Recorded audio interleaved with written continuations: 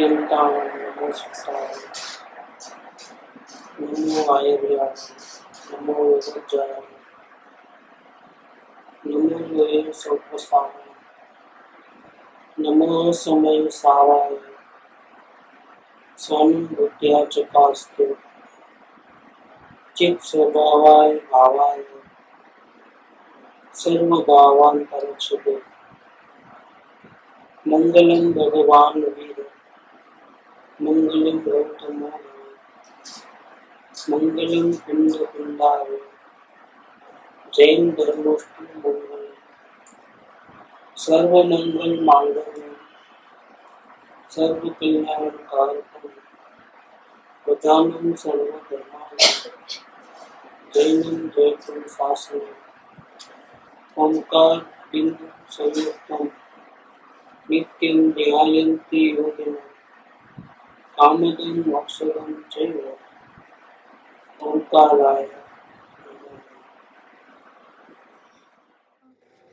भाव वेदति बरेली बलि अनंत अनंत नाय निक्षेपे व्याख्यानी छे सकळ जगत हित करीणी हरिणी मोह तारिणी भवाब्दी मोक्ष चारिणी प्रामाणी छे उपमा आप्यानी जेने तमारा कविते व्यर्थ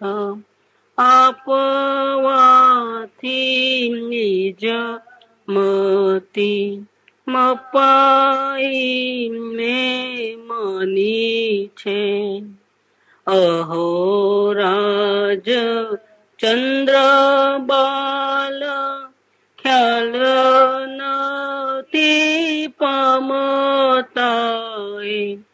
जिनेश्वर तणी वाणी जाणी तेणे जाणी छे गुरु राज तणी वाणी जानी तेणे जानी छे।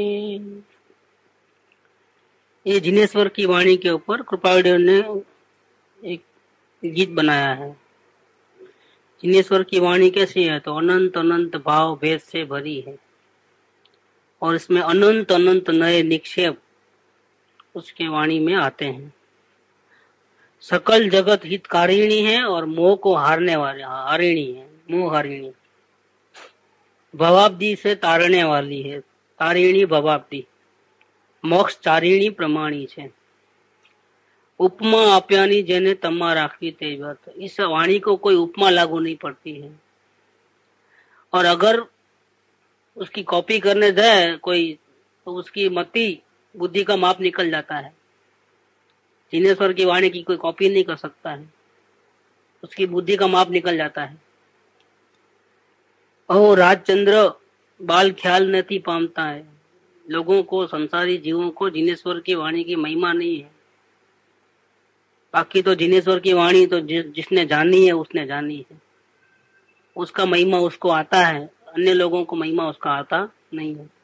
ऐसी करके जिनेश्वर की वाणी की महिमा इस गीत में उन्होंने लिखी है। अपने हाथों से 17 साल की उम्र में लिखी है, कविता बनाई है।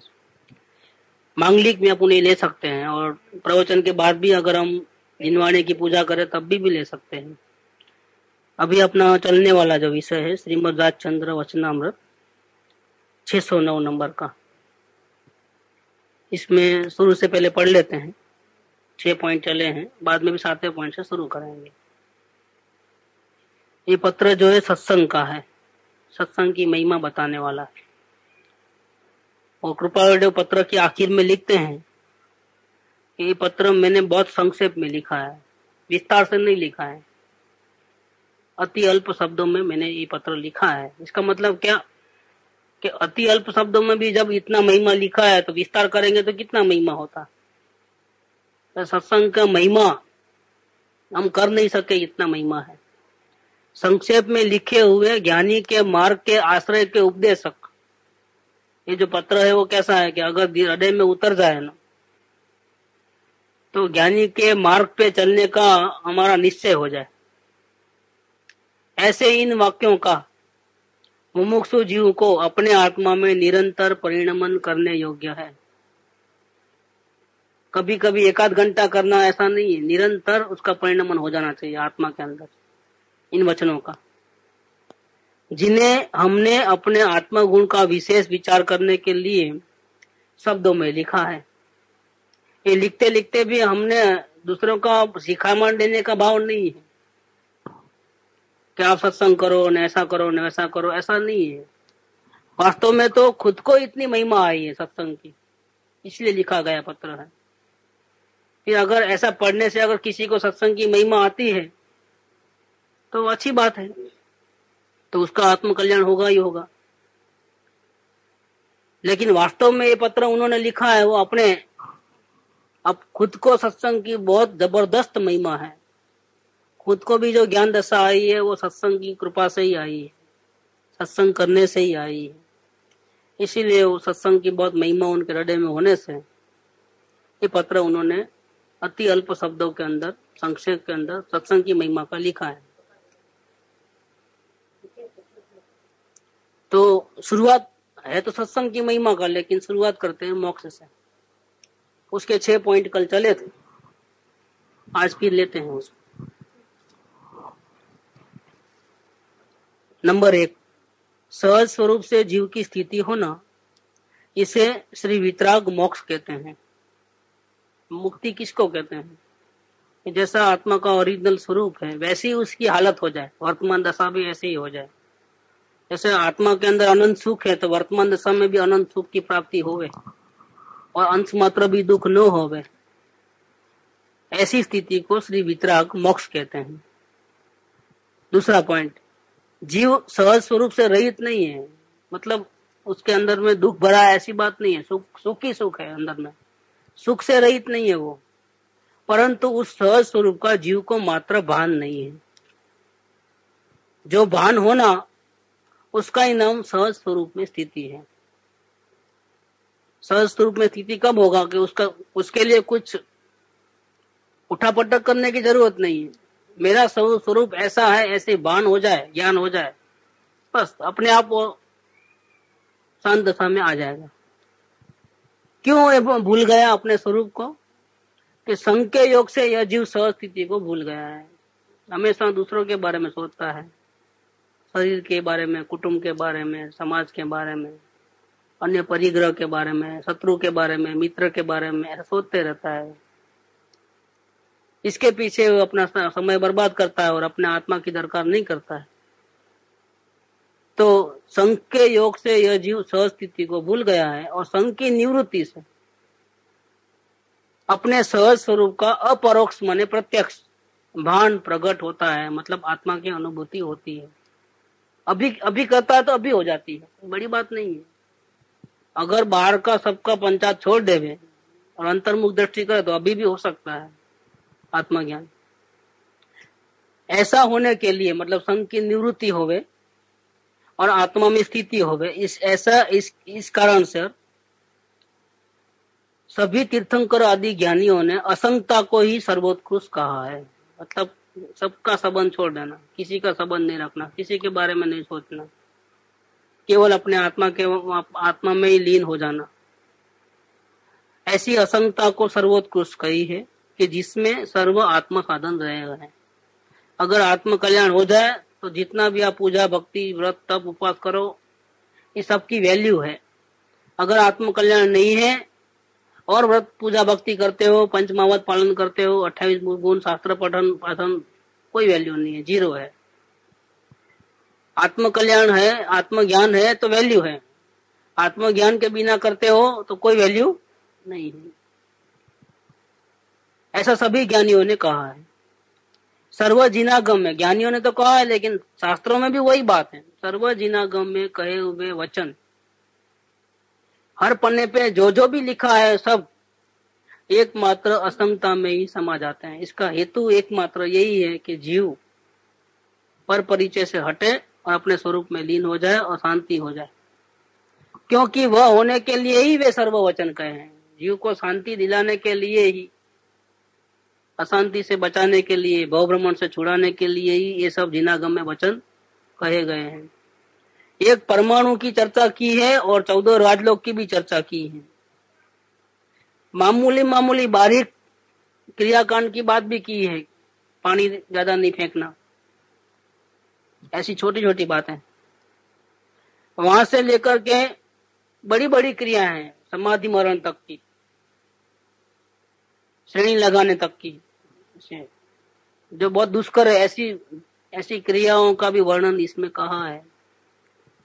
ये सब एक ही बात को समझाने के लिए कि हे जीव, तुम सारे संबंध तोड़ करके, सारी जगह से लक्ष्य हटा करके तुम असंगता में चले जा, मतलब अपने आत्मा में ही लीन हो जा। बस ये एक बात समझाने के लिए सब बातें कही गई है। 6 नंबर का पॉइंट, बात ऐसी होने पर भी सर्वभाव से असंग हो जाना, मतलब बिल्कुल किसी की पंचायत न हो, एक सेकंड मात्र भी।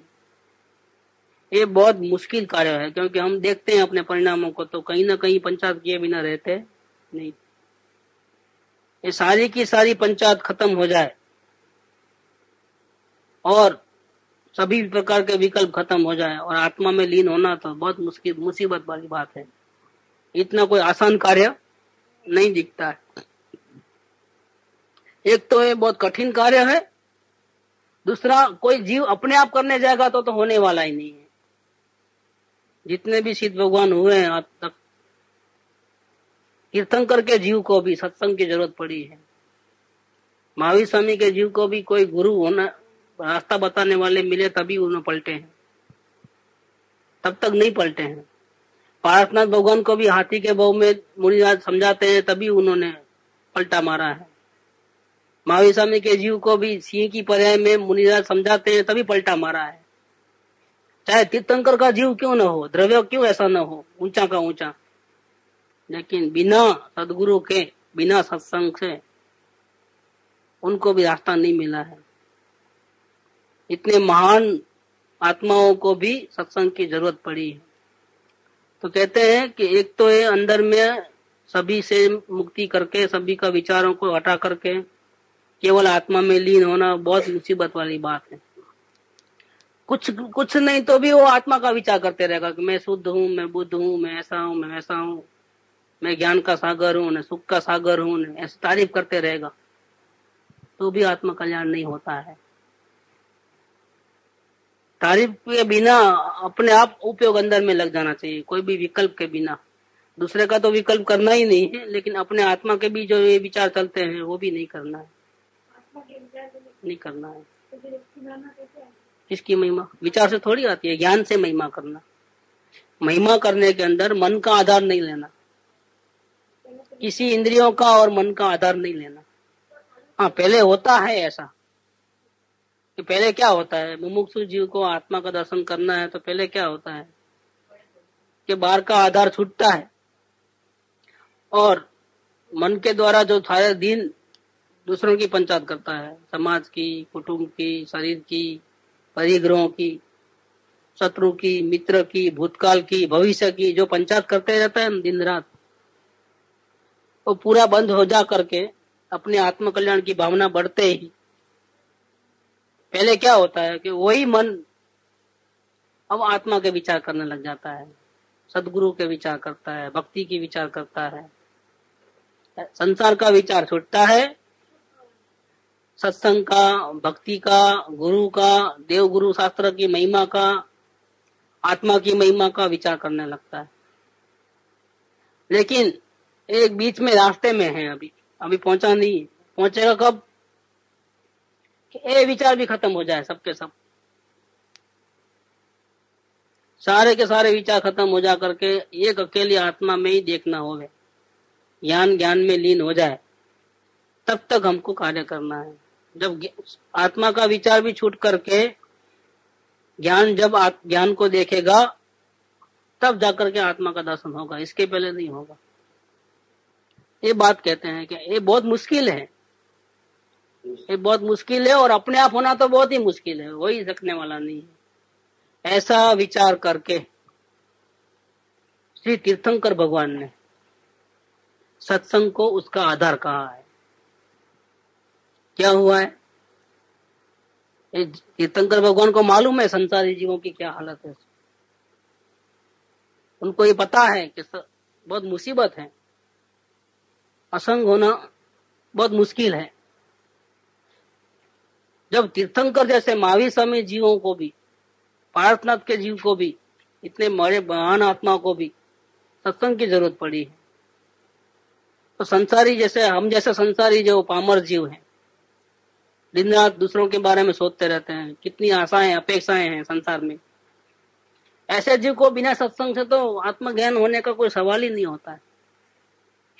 ये तीर्थंकर भगवान को मालूम है संसारी जीव की क्या हालत है, कितना मोही प्राणी है, कितनी अपेक्षा वाला है, कितनी आशा है उसको संसार की, कितना उठा पटक में पड़ा है, करना नहीं करना, ये करना नहीं वो करना नहीं, भूतकाल का अफसोस, भविष्य काल के प्लानिंग, समाज के बारे में सोचना। कर तो कुछ नहीं सकता है, लेकिन भाव तो ऐसा कर दूं ने वैसा कर दूं, ये कर दूं ने वो कर दूं। हाँ, तो वही तो संसारी मोही जीवों को जो हालत है मोही जीवों की, वो तीर्थंकर भगवान को मालूम है। इसलिए उन्होंने बहुत सोच करके क्या कहा कि सर्वभाव से असंग होकर के आत्मा में लीन होना ये सबसे दुष्कर से दुष्कर साधन है, और वो किसी के आधार लिए बिना, किसी का गाइडेंस लिए बिना, मार्गदर्शन लिए बिना अपने आप निराश्रयता से सिद्ध होना अत्यंत दुष्कर है। ऐसा विचार करके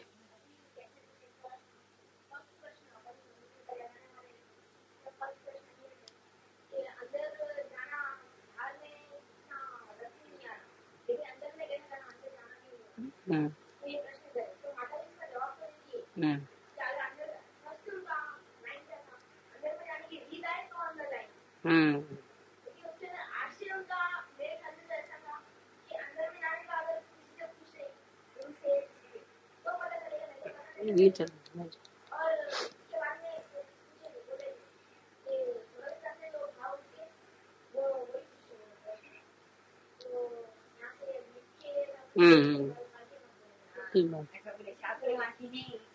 प्रश्न निकला अंदर से भावना से, वो तो माता जी को मालूम पड़ जाता है। तो उनका तो बहुत गहरा ज्ञान था, बहुत गहरा, असंख्य अब्जों सालों का ज्ञान। नहीं, उनको निर्मलता ज्यादा रहती है ना। यहाँ बैठे बैठे सिमंदर भगवान को देखते थे अपने ज्ञान के अंदर, इतनी ताकत। माता जी की क्या समझते हो? उनको ये मालूम नहीं था कि मैं यहाँ हूँ कि हृदय क्षेत्र में हूँ। ध्यान में ऐसा बैठ जाते थे कि यहाँ का शरीर का तो भान भूल ही जाते थे, लेकिन यहाँ मैं भरत क्षेत्र में हूँ, स्त्री का मेरा अवतार है, ऐसा है, ऐसा बोल जाते। उनको भूतकाल में मैं लाभ भाई हूँ, सेठ का लड़का हूँ, और मैं भगवान की वाणी सुन रहा हूँ, अभी साक्षात भगवान बोल रहे हैं और मैं बराबर ध्यान लगा के सुन रहा हूँ, ऐसा ही भाव होता था। कई वक्त ऐसा होता था। वो तो कब की, वो तो उनकी तो बात ही अलग है। तो माता जी कृपा કરીને बताओ कि कैसे करो। तो माता जी बोले तो ये सहज में उठा प्रश्न तो अंदर से उठा तो ठीक है, ऐसा तो गलत बात है। वो तो बात ठीक है, इसलिए तो अवलोकन की प्रैक्टिस करा है ना। अवलोकन करते करते करते करते जिस दिन अवलोकन चरम सीमा पे पहुंचता है, तब क्या होता है? रातों की नींद खराब हो जाती है। रात रात भर जागना, क्या करूं, कैसे करूं, क्या होगा मेरा, कैसे होगा, और आंख से आंसू निकल जाते और कुछ रास्ता सूझता नहीं, ऐसी हालत हो जाती है जीव को। तब वो सहज है, तब वो सहज है। उस वक्त अगर कोई पूछे कि भाई अब क्या करना, बताइए रास्ता, तब बताने का रास्ता। जब तक बताने का नहीं किसी को, तब तक एक ही बात है, अपने विचारों को देखो, परिणाम को देखो, क्या हो रहा है क्या नहीं हो रहा है, एक ही बात, दूसरी बात नहीं है। जब तक ये सहज में आना चाहिए कि हम भी अंदर में कैसे जाए, बाहर में तो बिल्कुल मजा नहीं आती है। अब तो थोड़ी भी शांति नहीं लगती है, अशांति अशांति अशांति। अब दूसरों के कारण से नहीं, अपने विचारों से ही में अशांत हो गए हैं। ये संसार के भाव कब खत्म होंगे, ये कब खत्म होंगे? मेरी उठापटक नहीं चाहते हो भी दूसरे के पंचायत, चाहते नहीं है लेकिन पंचायत किए बिना नहीं रह सकते। यहाँ तंग हो जाता है जीव को, सोचता नहीं है कि मैं क्या करूं अब खुद ही करता है तो किस पे ब्लेम डालेगा, दोष किसके पर डालेगा? खुद ही तो कर रहा है सब। न किसी पे हम डाल सकते हैं, किसी को जिम्मेदार ठहरा सकते हैं, न हमको करना है दोस्त, और फिर भी दोस्त तो होते हैं। अब क्या करोगे? अब फंस गए।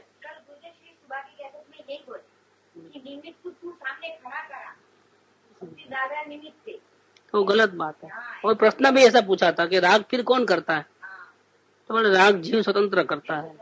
तो बात चली वो कलश टीका के अंदर 175 नंबर का कलश में वो बात चली थी कि राग तो जीव करता है, खुद ही स्वयं करता है, कोई करा। हाँ, पूरे भाव जीव करते हैं।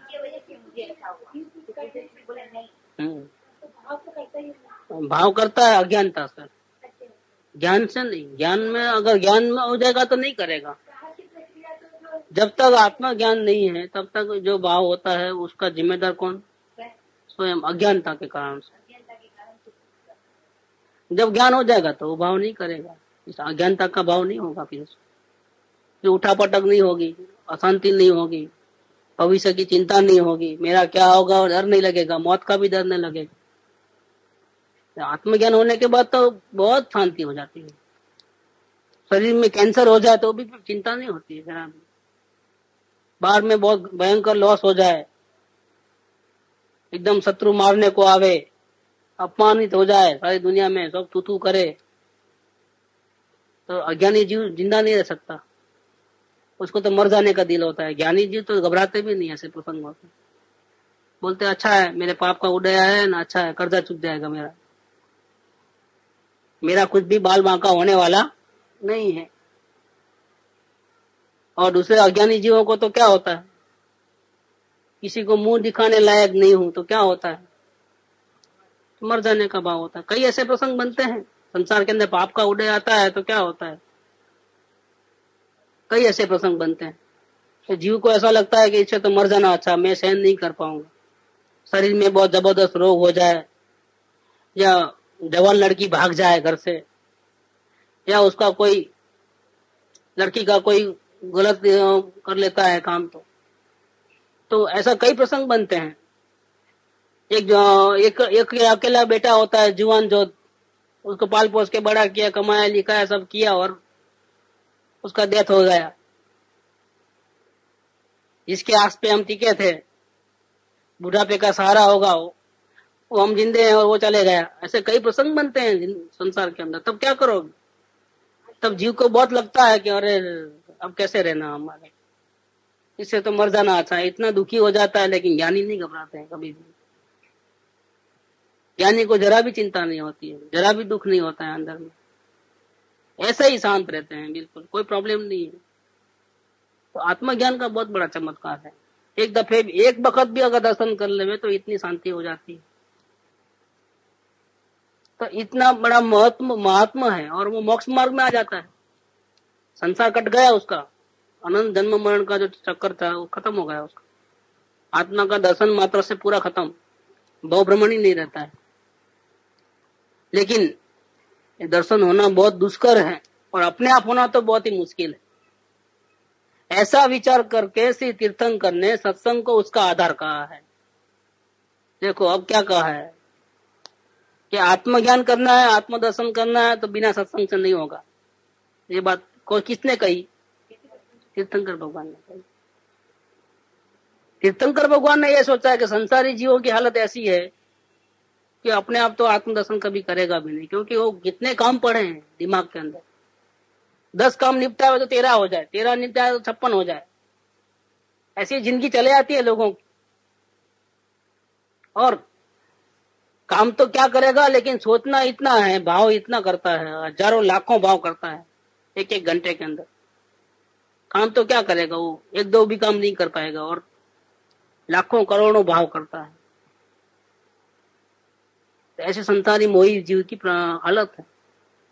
तो फिर उनको पूरा पूरा संसार से छुड़ा करके पहले सदगुरु देवगुरु शास्त्र की भक्ति में लगाना, आत्मा की महिमा में लगाना, पूरा टर्न करना उसको आकर पूरा, और फिर आत्मा के भी विचार छोड़ करके, सदगुरु के भी विचार को छोड़ करके उसका ज्ञान में स्थिर हो जाए, अपने आत्मा में लीन हो जाए।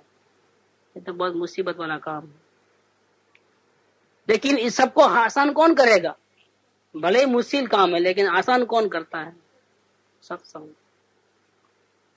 इसलिए जिसको आत्मा चाहिए उसको निरंतर सत्संग की उपासना करनी चाहिए। ये बात आगे आएगी कि सत्संग में हमको कैसा करना चाहिए, क्या करना चाहिए, कितना ध्यान रखना चाहिए, सब बातें आएगी। अभी तो ये 6 नंबर के पॉइंट में ये समझो कि तीर्थंकर भगवान ने ऐसा कहा है कि अगर आत्मदर्शन करना है तो सत्संग के बिना होने वाला नहीं है, एकमात्र आधार सत्संग है। ऐसा विचार कर श्री तीर्थंकर ने सत्संग को उसका आधार कहा है कि जिस सत्संग के योग से अगर आप किसी पुण्यवान जीव को सत्संग मिला, मान लीजिए, तो ये समझो कि सारी दुनिया मिल गई उसको, भले गरीब हो तो भी, बीमार हो, गरीब हो, बदनाम हो, पापी हो, लेकिन अगर इसके पुण्य, अगर सत्संग मिला, समझ लेना सबसे ज्यादा पुण्यशाली जीव है वो, महापुण्यशाली है। क्योंकि गरीब होगा तो तवंगर होगा अगर मान लीजिए, तो भी सत्संग नहीं मिलेगा और आत्मदर्शन नहीं होगा तो क्या होगा उसका? आज स्थिति अच्छी है, कल बिगड़ेगी। आज मौज उड़ा लेगा पाप करके, फिर जाएगा नरक निगत में, कौन छोड़ेगा उसको? लेकिन सत्संग मिलेगा, भले गरीब अवस्था हो, शरीर में रोग हो, मृत्यु नजीक हो, सारे संसार में बदनाम हो, भूतकाल में बहुत पाप किए हो, बहुत गलतियां की हो, चाहे कुछ भी हो, लेकिन अगर सत्संग मिला तो समझ लेना कि बहुत पुण्यशाली जीव है। अब सत्संग तो मिला, अब उसको कैसे, हमको किस प्रकार से सत्संग की आराधना करना है ताकि हमारे आत्मस्वरूप का हमको दर्शन हो जाए और हमको हमेशा के लिए शांति हो जाए, ये बात इस पत्र में आएगी। अभी 6 नंबर के पॉइंट में तो इतना कहते हैं कि ऐसा विचार कर श्री तीर्थंकर ने सत्संग को आत्म कल्याण का एकमात्र आधार कहा है कि जिस सत्संग के योग होने से जीव को सहज स्वरूप भूत असंगता उत्पन्न होती है। सत्संग का योग मिलता है तो प्रैक्टिस करते करते करते करते पहले संसार के विचार खत्म हो जाएंगे, दूसरे के बारे में सोचना ही खत्म, न वो अच्छा है न बुरा है। फिर अपने बारे में सोचना होता है, वो भी बंद हो जाता है, और गुरु की बातें सोचना होता है, सत्संग की बातें याद आती है, दिन भर वही आती है। बाद में वो भी छूट जाता है और आत्मा की महिमा करता है, बाद में वो भी छूट जाता है, बिना कुछ सोचे ज्ञान में लीन हो जाता है, अपने आत्मा में डूब जाता है। इतना तक काम करना है हमारा। ये सब काम में हेल्प कौन करेगा? सत्संग करेगा। तो सत्संग के योग से जीव को सहज स्वरूपभूत असंगता उत्पन्न होती है। अब 7 नंबर, सत्संग में कैसे आगे बढ़ना वो तो बाद में बताएंगे नीचे के साइड में। और लेकिन 7वें नंबर के पॉइंट में ये बात कहते हैं कि जब आप सत्संग की इतनी महिमा करते हो और सत्संग मिला तो समझ लो आत्म कल्याणी हो जाएगा, आत्मा के दर्शन हो जाएंगे। तो जैन शास्त्रों में और हमने भी सुना है कि सत्संग तो जीव को कई बार मिला है, फिर जीव का कल्याण क्यों नहीं हुआ है? कई जीव सत्संग में ऐसे आते हैं कि कोई 10 साल से आता है तो भी कल्याण नहीं हुआ है, कोई 3 साल से आता है तो भी कल्याण नहीं हुआ। तो फिर ऐसा क्यों होता है? तो ये आपकी बात झूठी लगती है कि सत्संग से आत्म कल्याण हो जाएगा कर। अगर सत्संग से आत्म कल्याण होता तो फिर इनको 10 साल क्यों लगे, अभी तक क्यों नहीं हुआ? उसको 20 साल क्यों लगे, अभी तक क्यों नहीं हुआ? वो तो सत्संग करते करते पूरी जिंदगी बिता दिया, 40 साल हो गए, बूढ़ा हो गया, तो भी शास्त्र पढ़ते पढ़ते तो भी उनको क्यों नहीं हुआ आत्म कल्याण? इस बात को 7 नंबर के पॉइंट पे उठाता है कि ऐसा सत्संग भी जीव को कई बार प्राप्त होने पर भी फलवान नहीं हुआ, सफल नहीं हुआ, आत्मदर्शन नहीं हुआ। सत्संग किया रोज सत्संग किया, 2 बार 3 बार 4 बार, भगवान की पूजा भक्ति भी की, गुरु को साक्षात भी सुना, साधर्मियों के साथ चर्चा भी की और शास्त्र स्वाध्याय आदि भी किया। इतना सत्संग करने के बाद भी और इतना मनन चिंतन करने के बाद भी सत्संग फलवान नहीं हुआ। ऐसा किसने कहा है? श्री वितराग ने कहा है। जिनेन्द्र भगवान ने ये बात कही है कि कई भाग्यशाली जीवों को सत्संग मिला लेकिन सफल नहीं हुए। क्या कारण है? क्योंकि उस सत्संग की पहचान उसको नहीं हुई। एक बात तो वो कही, गलती कहाँ रह गई? अगर सत्संग की पहचान होती तो उसकी कीमत आती। जैसे समझो हम जहरी नहीं है और जंगल में कहीं चले गए और कोई चमकता पत्थर उठा के लेके आए, वो तो करोड़ों रुपयों का होगा, इतना बड़ा हीरा जैसा, और जमीन में से निकलता है तो कोई इतना पॉलिश किया हुआ नहीं रहता है, मामूली पत्थर जैसा लगता है, थोड़ा थोड़ा प्रकाश आता है, बाकी कुछ मट्टी भी रहती है, सब रहता है, सफाई किया हुआ नहीं रहता है, तो क्या लगता है इतना बड़ा पीस रहे, समझो रियल डायमंड का होवे, लेकिन मिट्टी भी साथ में और वहां से निकला है, जंगल में कहीं गए और वहां से निकल गया, हमको तो पहचानना आता नहीं, तो हम क्या सोचते हैं, चलो ना पत्थर अच्छा लगता है, थोड़ा चमकता भी है, थोड़ा बहुत बच्चों को दे देंगे खेलने के लिए, बच्चे लोग खेलेंगे। हिम्मत नहीं है ना, बच्चे को तो मालूम ही नहीं है, लेकिन जिसने लड़ा है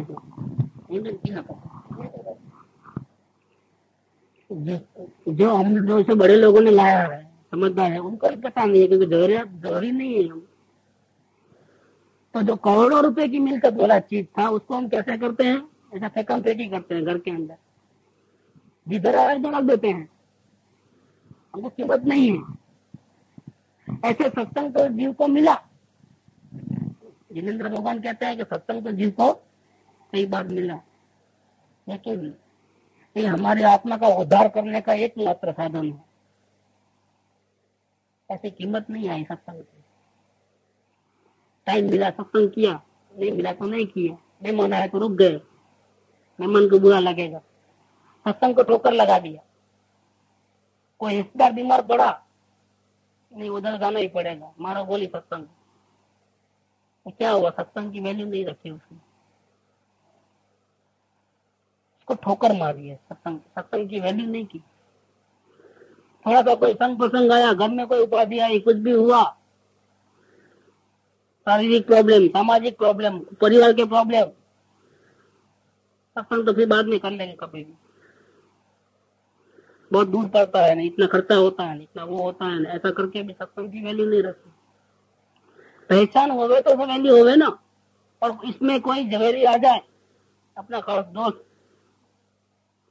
भाई कहाँ से उठा के लाए हो? बोले ऐसा ही पिकनिक पे गए थे और खड्डे में से मिला, तो चमक रहा था, तो लेके आए बच्चों को खेलने के लिए। तो ऐसा ही खेलते रहता है कि हाँ, आपको पता है कि क्या वैल्यू है इसकी? ये आपके झोपड़ी वोपड़ी में रहने का दिन खत्म हो गया आपके, क्या बात करते हो कि हाँ इसके तो 10 करोड़ रुपए के इनकम आती है, इसके एक को बेचे तो आपकी पूरी जिंदगी खत्म, 7 पेटी खावे इतना मिल जावे इसको, एक बेचे तो, और आपको जरा भी वैल्यू नहीं है, संभाल के रखो इसको। वैसा बोले तो क्या करोगे आप? कि बच्चों को हाथ में दोगे? फिर क्या करोगे? क्या करोगे? क्या सात ताले में, और उधर वो कमरे में रखेंगे ना, उधर तो किसी की नजर भी जावे ना, रखा ताले में है खुद ने, हाँ, और वो भी किसी को मालूम नहीं है कि इसने यहाँ रखा है। और रूम को भी ताला है, अंदर तो ताले हैं 8-10, लेकिन बाहर रूम को भी ताला है। फिर भी अगर उस रूम के और भी कोई नौकर चाकर रिश्तेदार नजर उठा के देखे ना, तो भी कोई क्या क्या हो जाए। और यहाँ सत्संग के बारे में कोई बोले कि कल चले जाना, अब क्या है, अच्छा भाई कल चले जाना, गुरु नाराज होने वाला नहीं है कुछ।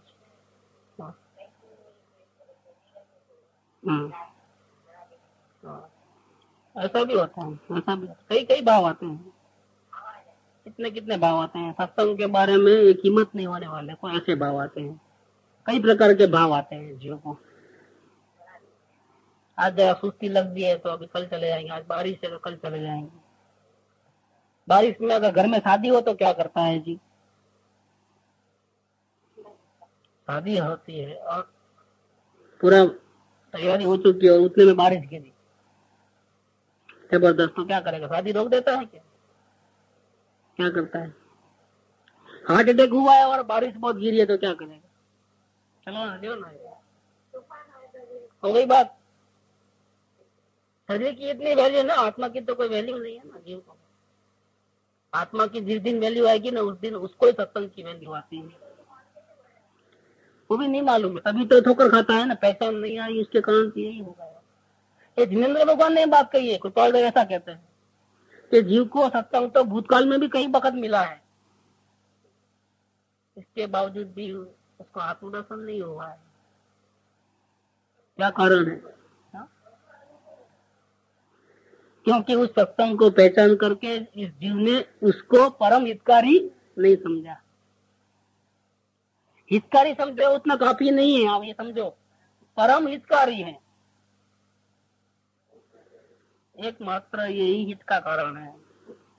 इसके सत्संग के अलावा मैं जो कुछ भी करता हूँ मेरा भ्रमण बढ़ता है, एक सत्संग ही है जो मुझे बचाने वाला है आत्मा, दूसरा इस दुनिया में कोई नहीं है। उस सत्संग को पहचान करके इस जीव ने उसको परम हितकारी नहीं समझा, तो क्या हुआ, परम स्नेह से उसकी उपासना नहीं की, जबरदस्ती आया, गुरु नाराज नहीं होंगे इसलिए आया, दूसरे लोगों को दिखाने के लिए, अगर नहीं जाएंगे तो दूसरे लोग पूछेंगे मैं कल क्यों नहीं आया थे, तो क्या जवाब देना, चलो चले जाओ ना। देखा देखी दूसरों को राजी करने, गुरु को नाराज नहीं करने के लिए, ऐसा जबरदस्ती आया है। अरे मेरा हित का कारण है, ऐसा प्रेम गले लगा करके अंदर में उत्साह करके उसके लिए जान कुर्बान है, ऐसा करके नहीं आया है, परम स्नेह से उसकी उपासना नहीं की, और ये जो प्राप्ति हुई महान पुण्य के योग से सत्संग मिला, उसको विसर्जन कर दिया। कैसे विसर्जन किया, फालतू बेकार, जैसे 200 रुपए की नोट मिले अपने को और शराब की बोतल लाके जो पी ले तो क्या हुआ, क्या किया, सदुपयोग किया कि दुरुपयोग किया, दुरुपयोग किया। और इसमें तो 2-3 शास्त्र लेके आता तो आत्म कल्याण की भावना से पढ़ता तो वही नोट तो वही की वही है 200 रुपए की, लेकिन नुकसान और फायदा कैसे कैसे होता है। ऐसे महान पुण्य के योग से सत्संग का योग मिला, सदगुरु मिले, लेकिन इस जीव ने उसको नहीं पहचान करके, उसकी कीमत नहीं लगा करके, जैसे वो बच्चों खेलते थे ना वो हीरे के 10 करोड़ के हीरे से,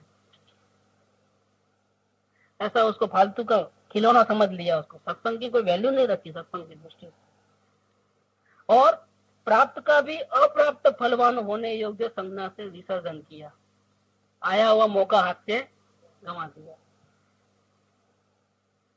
जब तक पुण्य था मिला सत्संग, पाप का उड़े आएगा तो चाहोगे सर पटकोगे तो भी मिलने वाला, बिना पुण्य के योग के सत्संग मिलता ही नहीं है कभी किसी, पुण्य हो तो ही मिलता है। हम योग्य नहीं है सत्संग के, लेकिन फिर भी मिलता क्यों है सत्संग हमारा, हम योग्य तो नहीं है, क्योंकि सत्संग की उपासना करते हैं नहीं, उल्टी विराधना करते हैं, इसके बावजूद भी हमको सत्संग क्यों मिलता है, पूर्व पुण्य के उदय से मिलता है। लेकिन वर्तमान में जो गलती करते हैं, सत्संग की विराधना करते हैं, गुरु की विराधना करते हैं, आत्म कल्याण की भावना नहीं रखते हैं, उसको वृद्धिगत नहीं करते हैं, सत्संग में आकर के भी हम दूसरों के बारे में सोचते रहते हैं, वो कितना आगे बढ़ा, वो कितना हुआ, ऐसा कैसा हुआ, दूसरे मुमुक्षु के गुण दोष देखते रहते हैं और अपना काम नहीं करते हैं आत्म कल्याण का, और समय वेस्ट गंवा देते हैं। इस प्रकार से जो विराधना होती है हमारे से परलक्षी भाव से, इससे जो भयंकर कर्म बनते हैं, भयंकर कर्म माने कैसे?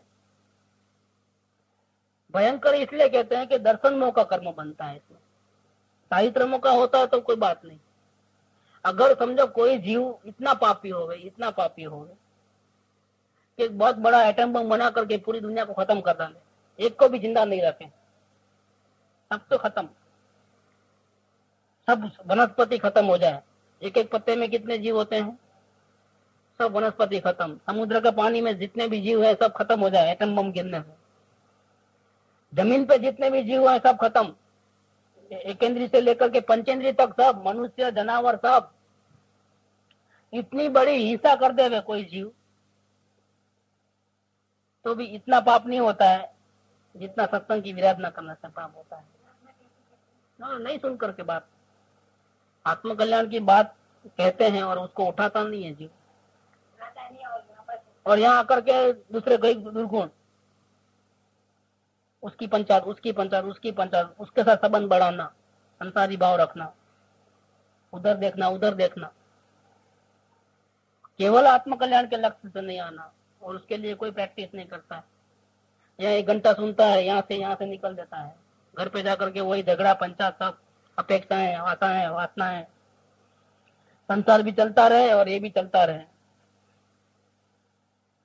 तो थोड़ा भी गुरु की आज्ञा में नहीं रहता है, सदगुरु के इस सत्संग की विराधना करता है तो सारी दुनिया को जलाने वाला, खाक करने वाला जीव जितना पाप नहीं करता है उतना वो सत्संग की विराधना करने से पाप करता है। क्यों?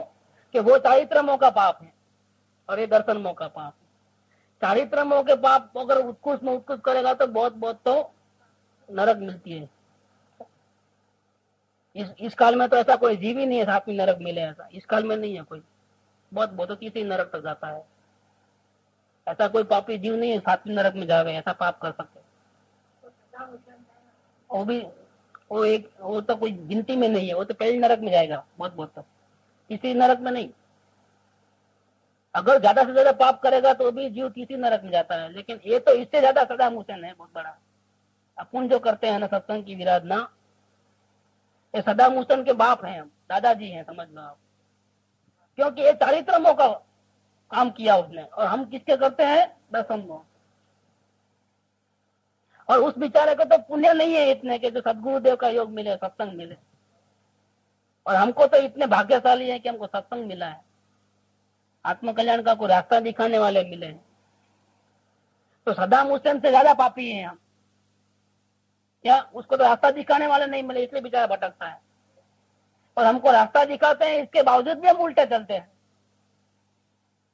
तो हम समझ लो कि सदाम हुसैन हमारे सामने कुछ नहीं है, हम उससे भी आगे निकल गए हैं, बहुत आगे निकल गए, बहुत आगे निकल गए। वो तो नरक में जाएगा, लेकिन हमको तो असंख्य भोग करने पड़ेंगे, अनंत भोग करने पड़ेंगे दर्शन मोह के कारण। सत्संग की विराधना और देवगुरु शास्त्र की विराधना मन वचन काया से अंत में भी किधर भी आ जाए, समझ लो करूं कराऊं अनुमोदना से 9 कोटि से, वो तो उसका तो पता कट गया, समझ उसको समझाना ही बेकार है।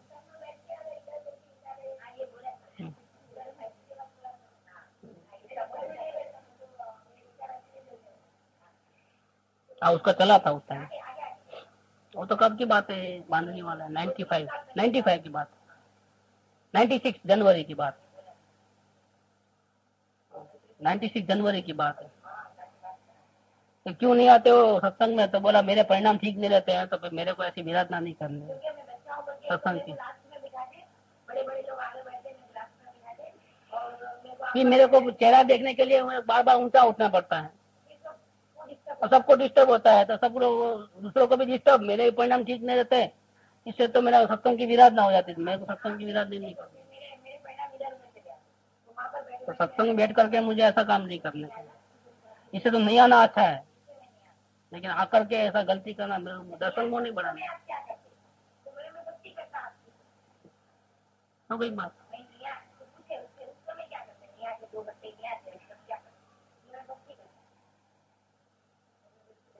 तो ये क्या है कि ये इसकी कार्य जो होता है भविष्य में, तो उसकी तैयारी ऐसे होती है।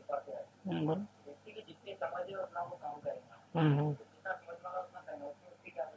समझ को बढ़ाता नहीं है, ये उसकी गलती है। समझो समझ ना समझ है, इतना ना समझ नहीं है कि अपना गला खुद काटे। कोई भी आदमी, छोटा बच्चा भी सही लेकर के अपना गला काट सकता है। भले कुछ अंगूठा था, वो अभी बाल मंदिर में भी नहीं गया बोले ना, कुछ गिनना गिनना कुछ भी नहीं आता, टट्टी कहाँ करना उसको पता नहीं, पैसा भी बिस्तर में कर लेता है, लेकिन अपना गला कभी को काटेगा क्या? क्यों? बस। और ये आत्मा मैं तो ना समझू, मुझे तो कुछ मालूम नहीं है, ऐसा नहीं है, और अपना गला काट देता है, आत्मा का खून कर देता है, दूसरों को बचाने के लिए, शरीर को बचाने के लिए, कुटुंब परिवार को बचाने के लिए, समाज को बचाने के लिए। वाह, ऐसा समझ करके ये जीव क्या किसका नुकसान होगा? मैं तो ना समझू, मुझे कुछ मालूम नहीं है, अब क्या करूं, मैं तो अपनी गति से ही चलूंगा ना। तो क्या ऐसे समझ, ऐसा भाव अगर हमको आता है और ऐसा भाव रखते हैं अगर हम, तो भाई रखो, कोई मना नहीं करता है, लेकिन नुकसान किसका होने वाला है? ऐसा है, इस मार्ग में किसी के ऊपर जबरदस्ती नहीं है, सब जो स्वतंत्र है, सब अपने अपने हिसाब से चलते हैं। ये भविष्य का तीर्थंकर महावीर स्वामी का जीव था, उसको ऋषभदेव भगवान ने बहुत समझाया अपने पौत्र मरीचि कुमार को, इसके बाद भी वो नहीं माना, तो उसकी बलि आ रही है, हम क्या करें? समझाया तो था, क्यों नहीं समझा? तीर्थंकर तो सारे दुनिया को प्रकाश करते हैं, लेकिन वो जीव मानना नहीं माना स्वतंत्र है, क्या करेंगे हम? और नेमनाथ भगवान ने जब ऐसा कहा अपनी वाणी में, दिव्य ध्वनि में, कि आज से 12 साल के बाद द्वारका नगरी पूरी खाक हो जाने वाली है, ऐसा उनकी वाणी में आया। सोने की नगरी जो देवों ने बनाई है, मनुष्य ने नहीं बनाई, वो नगरी का नामो निशान नहीं रहेगा। इसके अलावा उन्होंने इतना उसका पिक्चराइज किया 12 साल बाद में होने वाली घटना का, इस प्रकार से उन्होंने अपना पूरे बातों को कहा कि किसके निमित्त से जलेगी, क्या होगा, कैसे होगा, कौन बचेगा, कौन नहीं बचेगा, कौन मरेगा, सब क्लियर कट, घड़ी वार टाइम के साथ बिल्कुल, इसमें आगे पीछे नहीं कुछ, 1 मिनट का आगे पीछे नहीं, 1 सेकंड का आगे पीछे नहीं, सब ऐसा होगा कर, और ऐसा ही होता है, एग्जैक्ट ऐसा होता है। कृष्ण और बलभद्र 2 ही बचेंगे, कोई बचने वाला नहीं है। और जब वास्तव में आग लगी तब उन्होंने अपने माता पिता को बचाने का प्रयत्न किया, चारों ओर आग लग गई थी। तो बैलगाड़ी में, मतलब घोड़ों को ऊपर रथ में बिठाया माता पिता को, और खुद भी बैठकर भागने की कोशिश कर रहे हैं, तो घोड़ा खत्म हो गया बीच में ही, खुद घोड़े बन करके रथ को खींचते खींचते लेके गए, दरवाजे तक आए, दरवाजे के बाहर गुनो, ऊपर से दरवाजा गिरा माता पिता के ऊपर, खत्म। 2 ही बचे हो, कोई नहीं बचा। ऐसी बात सुन करके कई जीवों ने भगवान की वाणी सुनते ही, जितने लोग बैठे थे द्वारका नगरी वाले, उन्होंने, कई लोग तो धमे दृष्टि थे, वो तो बोले संसार को धिक्कार हो ऐसे, तो उन्होंने श्रावक के व्रत अनुजा कर लिए, आज से हमको वैराग्य में आना है, रात को कंदमूल नहीं खाना है, रात को रात्रि भोजन नहीं करना है, पानी छान के पीना है, ये सब नियम लगा दिए। जिन मंदिर तो रोज जाना ही है, 700 तो करना ही है, 12 दिन ब्रह्मचर्य व्रत पालना, ऐसा श्रावक के पूरे गुण व्रत ले लिए उन्होंने। और जो श्रावक थे वहां पर बैठे हुए, उनको इतना वैराग्य बढ़ गया कि उन्होंने बोला कि संसार को धिक्कार हो, ऐसा संसार को क्या रखा है, चलो ये लो भाई, भगवान दीक्षा दे दो हमारे को, यहाँ घर पे जाना ही नहीं है पूछने के लिए, वहीं दीक्षा ले लिया और मुनि बन गए। कई मुनिराज बैठे थे, उनको वैराग्य आया तो श्रेणी लगा दिए, केवल दान हो गए फटाफट। कई मुमुक्षु जो जीव थे, लायक जीव, उन्होंने ऐसी बात सुनी, अरे अपनी तो 12 साल ही है जिंदगी, अब खत्म, जल्दी आत्मकल्याण करो, नहीं तो मर जाए अपने भी, अपने ही 12 बच जाएंगे। 12 साल तो मैक्सिमम है, इसके पहले कब चले जाएंगे क्या पता है, आज ही खत्म करो, ये पूरा आत्मकल्याण में ध्यान लगाओ। तो उन्होंने ऐसा पुरुषार्थ किया, ऐसा पुरुषार्थ किया कि वहीं उनको आत्मज्ञान हुआ। कई जीवों को तो वहीं है सम्यक दर्शन की प्राप्ति, समोसरण के अंदर ही। सारी दुनिया से लग हट गया। लेकिन कई पापियों को उल्टा विचार है, देखेंगे कैसे सच्ची बनती है वाणी। जिसके निमित्त से जलने वाली थी वो जो रुचि था, तो नाम मैं भूल जा रहा हूँ, और रुचि बोला मैं तो चले जाऊंगा यहाँ से 3-4 योजन 4,000 करोड़ योजन दूर चले जाऊंगा। मैं यहाँ रहूंगा तो मेरे को तकलीफ ना, यहाँ रहूंगा ही नहीं ना, यहाँ से चले जाऊंगा मैं बाहर, और आधी पाइन में मैं आऊंगा ही नहीं इधर। तो वो तो उल्टा चले। भगवान की वाणी को झूठी करने के लिए उन्होंने क्या किया, ये नगरी को छोड़ दिया और इतने दूर चले गए कि वापिस आने का कोई सवाल ही नहीं होता है। इतने दूर चले गए। और राजाओं ने क्या किया कि दारू के वजह से होने वाला है नहीं गड़बड़, आज से ही 12 साल बाद में नहीं, आज से ही दारू की बंदी, कोई दारू पिएगा नहीं, पिए तो मौत की सजा उसको। और जितना दारू बना हुआ था सब फेंक दिया उसने, खड्डे में डाल दिए, पूरे फेंक दिए। ये भगवान की वाणी का विरोध किया उन्होंने। देखेंगे कैसी सच्ची पड़ती है, हम भी कोई कम नहीं है। ऐसे कैसे हो सकता है, भविष्य थोड़ा उनके हाथ में है। ऐसे करने, ऐसे भाव मात्र से उन्होंने भगवान की विराधना की। क्या किया, अभी तो बात की तो बात तो बाद में करेंगे, लेकिन ऐसा भाव भी आया कि भगवान क्या बोले, ऐसा थोड़ा हो सकता है करके खत्म। हाँ, विराधना हो गई जबरदस्त। ऐसे विराधना करने वाले जो दीपायन ऋषि तो तीसरे नरक में गए, वहां से नरक में गए। और ऐसे कई जीव नरक में गए। जो भगवान की वाणी सुनने से कई जीवों का फायदा हुआ, वही भगवान की वाणी, वही वाणी सुनना कई जीवों का नुकसान हो गया। इसको बोलते हैं आराधना और विराधना। यहाँ पर 609 में कृपाल यही बात कहते हैं। फिर सब 6 नंबर में कहते हैं कि सत्संग एकमात्र आधार है आत्म कल्याण का। कौन कहते हैं, तीर्थंकर कहते हैं कि सत्संग के बिना किसी जीव को आत्मदर्शन होने वाला नहीं है, सत्संग एकमात्र आधार है। तो फिर कोई प्रश्न करेगा, इसके पहले ही जवाब दे देते हैं कि ऐसा सत्संग तो पूर्व पुण्य के उदय से कई जीवों को कई बार, 1-2 बार नहीं, अनंत बार मिला है। अनंत बार समोसरण में भी जीव जाके आया है, लेकिन क्या किया है, विराधना की है इस जीव ने, खुद ने। ऐसा सत्संग भी पूर्व पुण्य के उदय से कई बार मिला है, लेकिन ये भटका है। वो भी किसने कहा, तीर्थंकर ने कहा है। ऐसा श्री वितराग ने कहा है, क्योंकि भटकने का कारण बताया, सत्संग मिलने के बाद क्यों भटका, क्योंकि उस सत्संग को पहचान कर इस जीव ने उसे परम हितकारी नहीं समझा। पहचान नहीं हुई। पहचान के बिना कैसे सावधानी आएगी। जब जो झवेरी ने कहा कि खेलने की चीज नहीं है, 10 करोड़ का हीरा है, ऐसे खेलने को ले जाते हो, आपको कोई समझ है कि नहीं है। तो क्या हुआ, भरोसा आया कि नहीं आया, पहचान हुई कि नहीं हुई, भले खुद की आंखों से नहीं, झवेरी ने कहा इसलिए। पहचान आई कि नहीं आई, तो पहचान आते ही क्या हुआ, क्या हुआ, बहुत संभालना, सावधानी। सत्संग के बारे में कुछ भी बोले तो हमको सहन नहीं हो सकता है। सत्संग को तो प्राण जाए तो भी हम छोड़ने को राजी नहीं है। कुछ भी होता है, जान क्यों नहीं चले जा रहे, सारे संबंध कट जाए, सारी दुनिया नाराज हो जाए, सत्संग तो हमारे लिए महामूल्यवान, हमारे आत्मा को बचाने का एकमात्र साधन है। इतनी वैल्यू आए तो उतनी सावधानी भी आएगी।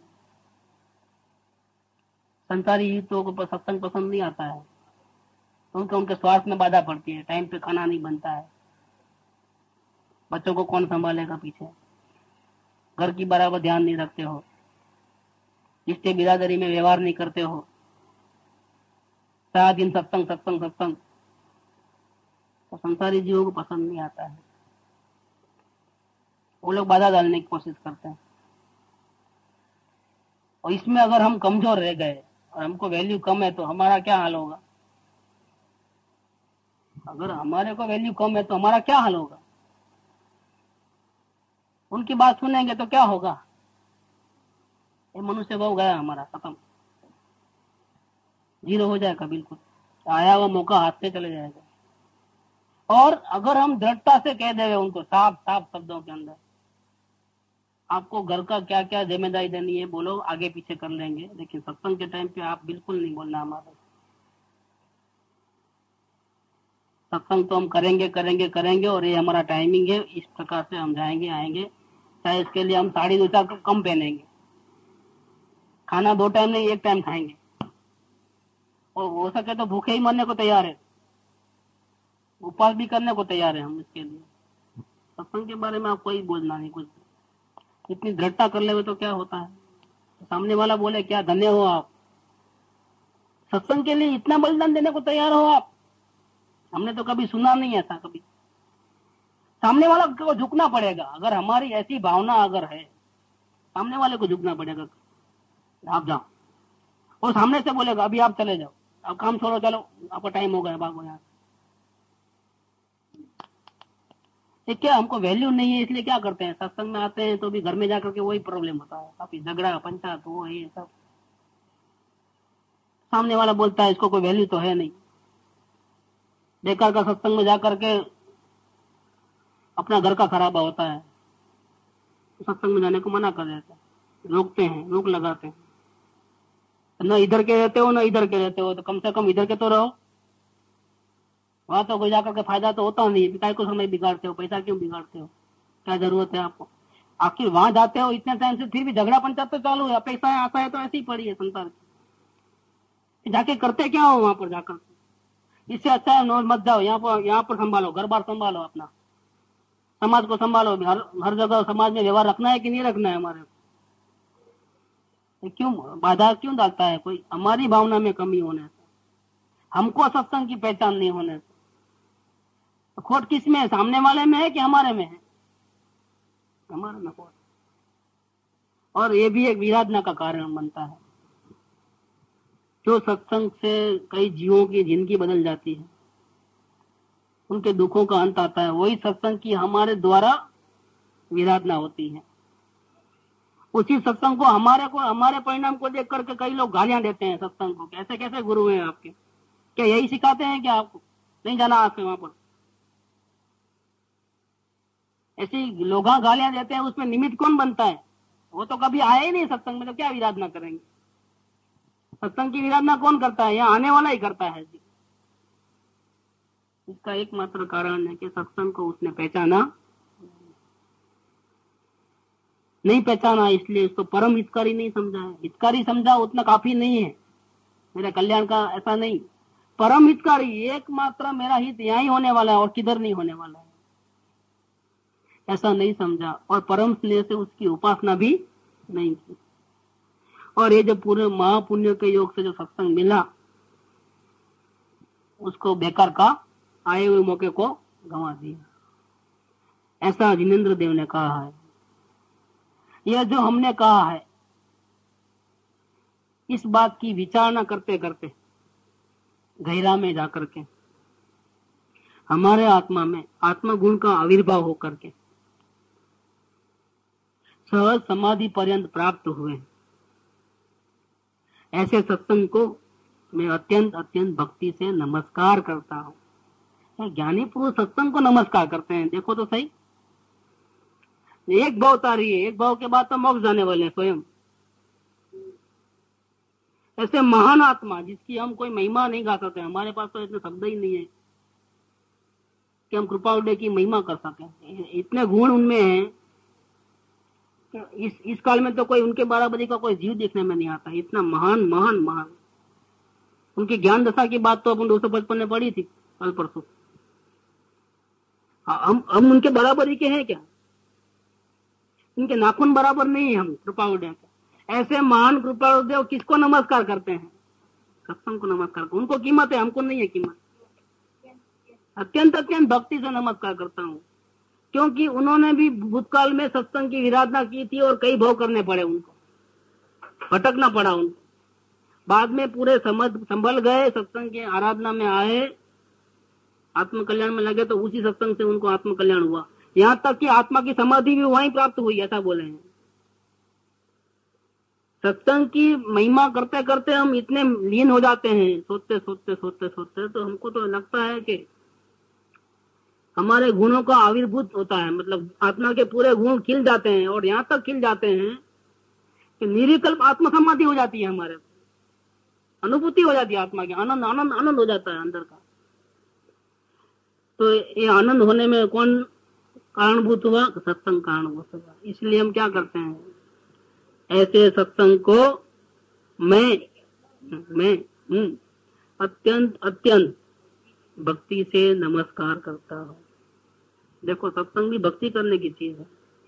अगर कोई सत्संग की उपासना करता है तो वो उपासना करने वाले के ही पैर पकड़ना चाहिए कि वाह, क्या सत्संग करते हो तुम, एक दिन भी नागा नहीं, और इतनी भक्ति, और ये सत्संग से आपके इतने परिणाम बदल गए कि 4 लोगों को भी आंखें 4 हो गई। ऐसे ऐसे सत्संग करने वाले जीव के ही पैर छूना चाहिए, क्योंकि ऐसे ऐसे जीव भी इस काल में मिलना दुर्लभ है, नहीं मिलते ऐसे जीव भी। ऐसे सत्संग की आराधना करने वाले जीव भी इस काल में नहीं मिलते हैं, बहुत दुष्म काल है, पंचम। उल्टा आकर के विराधना करने वाले बहुत होंगे, लेकिन आराधना करने वाले तो बहुत विरले ही होते हैं, महा मुश्किल से होता है। अगर कोई ऐसी आराधना करता है, उपासना करता है अत्यंत अत्यंत भक्ति से सत्संग की, तो भले उसको आत्मज्ञान नहीं हुआ हो तो भी ऐसे जीव को पैर पड़ना चाहिए, रोज सुबह उठ करके उनकी आराधना करनी चाहिए, उनकी भक्ति करनी चाहिए। इतनी बड़ी महिमा सत्संग की है। सत्संग को आप जैसा वैसा मत समझो। और 10 करोड़ की महिमा आती है ना हीरे की, कुछ भी नहीं है, वो तो एक भाव का है। ये सत्संग से जो फायदा होगा ना, अनंत काल तक जो सुख में रहोगे, अनंत काल तक दुख का नामो निशान नहीं रहेगा, अंश मात्र भी दुख नहीं होगा, नरक में जाओगे तो भी सुखी रहोगे। ये सब वैल्यू किसकी है? सत्संग की। ये 7 नंबर का पॉइंट, आज एक ही पॉइंट हुआ है 7 नंबर का, कल से फिर 8, 9, 10 वगैरह लेंगे। बोलो परम उपकारी श्री सद्गुरु देव की जय।